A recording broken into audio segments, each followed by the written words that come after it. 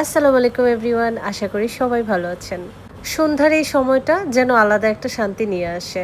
তাই একটু বের হয়ে চারপাশটা ঘুরবো আর নিজের প্রয়োজনীয় সব কাজ শেষ করব।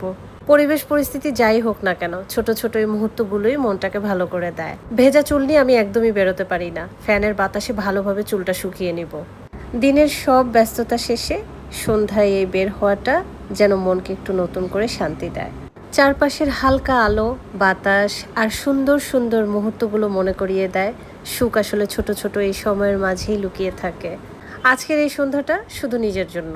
একটু হাঁটাহাঁটি, একটু ঘোরা, একটু আনন্দ করা, একটু মজা করা আর সাথে একটু আমার পছন্দের চা খাওয়া।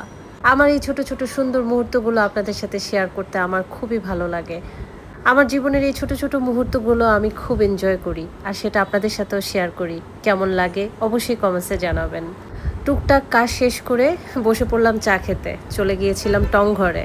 টংঘরের প্রত্যেকটা চা খুবই মজার, তবে আমার চাটা মজা না, কারণ আমি যেহেতু চিনি খাই না, তাই খুব একটা মজা লাগে না। টংঘরের সামনে সন্ধ্যাটা এত বেশি জমজমাট হয়ে যায়, আর সেই সাথে গরম গরম মিনি হোটেলের ভাজা পুরি খেতে তো আরও অসাধারণ লাগে।